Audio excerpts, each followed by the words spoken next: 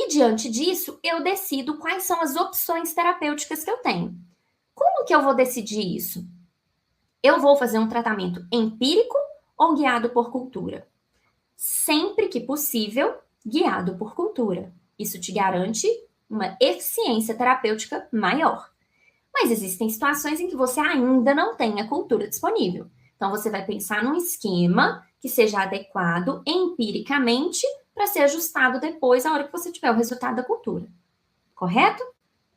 E para isso, você vai pensar qual que é o foco, qual que é a penetração desse medicamento que você está escolhendo para aquele foco, qual que é a dose, correto? Depois que eu decidi o esquema antimicrobiano, aqui vai um ponto importante. Eu preciso acompanhar a evolução do clearance de creatinina durante o tratamento. Lembra que no começo eu falei com você que não adianta nada você começar uma dose baixa. Se o clearance recupera e eu não volto para a dose ideal, eu estou deixando subdose. Assim como se eu faço uma dose alta e o clearance diminui e eu não altero, não ajusto essa dose, eu estou fazendo toxicidade, você precisa analisar isso o tempo inteiro. O tempo inteiro. O antibiótico, ele pode ser alterado durante o tratamento, pode ser alterado dose, pode ser alterado o próprio esquema. Vou dar alguns exemplos para você. Então, o primeiro, vamos analisar por partes. Infecção por Staphylococcus aureus resistente à meticilina. Traduzindo, resistente à oxacilina. Ou seja, nesse contexto aqui, você já tem uma cultura identificando o germe. Diante disso, você estava com um paciente que tinha uma lesão renal aguda e iniciou teicoplanina para ele. Mas o paciente recuperou a função renal. Então, você pode modificar o esquema para vancomicina. Ai, Larissa, mas e se eu entrar com a vancomicina para ele e ele piorar a função renal depois? É só você substituir novamente. Por que a gente prioriza isso? Porque, para além de a gente pensar nos danos diretos ao nosso paciente, nós precisamos pensar no contexto completo. O custo de um tratamento com tecoplanina é muito maior do que com vancomicina. E, de repente, o seu paciente tinha uma alteração de função renal, porque, além de um choque séptico, ele tinha um choque cardiogênico. Ele tinha uma insuficiência cardíaca que afetou a função renal. Quando você controla os fatores externos para alteração dessa função renal e ela se recupera, você tem tranquilidade para entrar com uma medicação que tenha um potencial nefrotóxico um pouco maior. Desde que você sempre acompanhe a evolução do tratamento. E se eu estiver diante de uma infecção por um E. coli e SBL, cada vez mais comum, são as beta-lactamases de espectro estendido, um mecanismo de resistência extremamente comum entre os gram-negativos, que causa resistência a alguns antimicrobianos, mas que preserva os carbapenêmicos. E aí você iniciou carbapenêmico, né? O meropenem, 1 grama de 8 em 8 horas, que é justamente a dose habitual. Mas o que aconteceu? O paciente, durante o tratamento, piorou a função renal. O que você faz? Modifica para o clearance desse paciente. Então, suponhamos que o clearance dele saiu de 80 para um clearance de 30. Certo, então eu vou deixar 1 grama de 12 em 12 horas, enquanto esse clearance não se recupera. E um último exemplo, estou diante de um paciente com uma PAC, pneumonia adquirida na comunidade, muito comum também. Eu começo ceftriaxona para ele. Piorou muito a função renal. O que eu faço? Nada. Você continua com ceftriaxona com a mesma dose. Porque o ceftriaxone não é corrigido para a função renal. Isso significa que ele tem uma excreção hepática e biliar predominantemente. Ele não é tão eliminado pela urina, como, por exemplo, um aminoglicosídeo, que afeta completamente a função renal.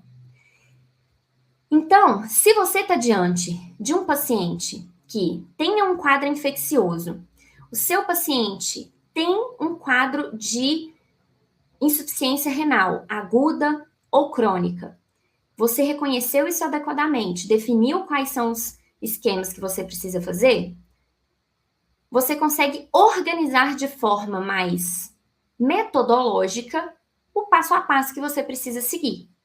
E eu vou te dar esse passo a passo aqui agora. Por onde você vai começar, então?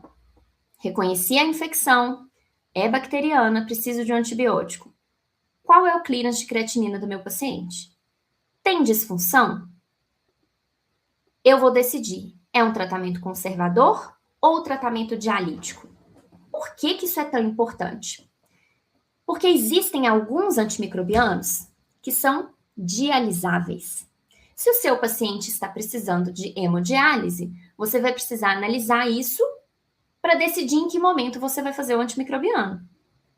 No caso do meropenem, por exemplo, que é um beta-lactâmico, um carbapenêmico, você decidiu que esse paciente precisa desse carbapenêmico e ele está em diálise. Você vai optar por fazer as doses com um extra pós-diálise, porque aí você garante que, apesar da diálise, ele não vai ter uma perda dos níveis de concentração terapêuticos da medicação no corrente sanguínea. Agora, se eu identifiquei a necessidade de ajuste do meu antimicrobiano, eu preciso entender se esse antimicrobiano tem eliminação predominantemente renal. Lembra que a gente conversou sobre farmacocinética, farmacodinâmica? Se o meu antibiótico é como o ceftriaxona, que tem uma eliminação predominantemente hepática e biliar, eu não preciso corrigir a dose.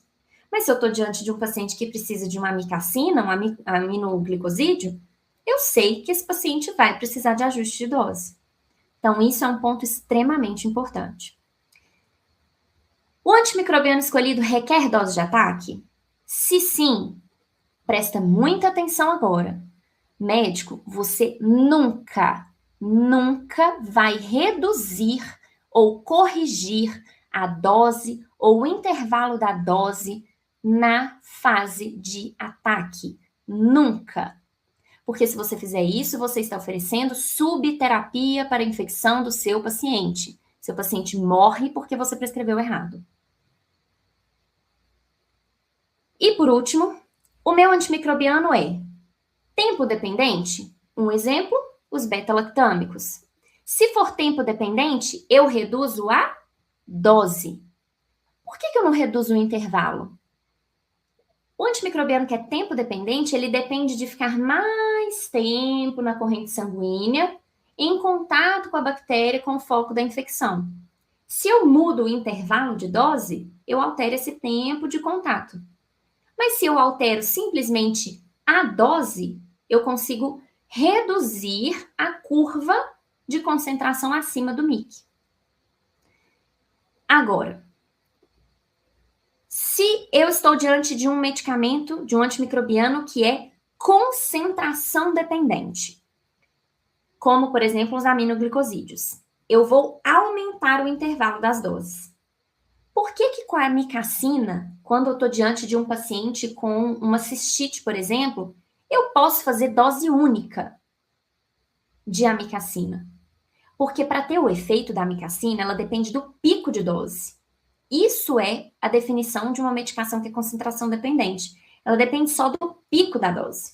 Ela não depende de ficar mantendo aquela mesma concentração ali no sangue, porque muitos desses medicamentos têm o efeito conhecidamente pós-antibiótico, que a gente pode conversar sobre isso com mais detalhe em outro momento, numa próxima live. Comenta aqui para mim se você tem interesse sobre isso. Se eu estou diante de um paciente, então, que precisa dessa medicação, eu faço só aumentar o intervalo entre as doses. Então, se eu estava fazendo uma medicação para o meu paciente de 12 em 12 horas, eu passo para 24 em 24 horas, ou 48 em 48 horas, a depender do antimicrobiano. Se o meu antimicrobiano for lipofílico, como uma quinolona, por exemplo, cuidado em pacientes obesos, porque pode ser necessário o aumento da dose para manter o volume de distribuição. É mais medicamento aderindo ao tecido adiposo. Logo, tem menos fração do medicamento livre na corrente sanguínea, que é a fração que vai, de fato, tratar a sua infecção. Cuidado. E se for hidrofílico? Também tem que tomar cuidado, principalmente nos pacientes hipervolêmicos e anasarcados. Pelo mesmo raciocínio, menor fração de medicamento livre circulante.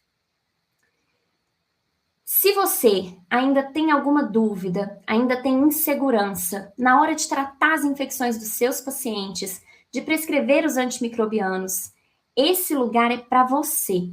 Todas as quartas, às 20 horas, a gente se encontra para que a sua dúvida se transforme em uma conduta segura.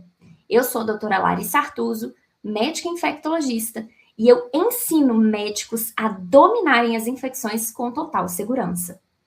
Eu espero aqui na próxima live para que a gente possa juntos construir esse método de raciocínio clínico para eu destravar as suas prescrições e as suas dificuldades.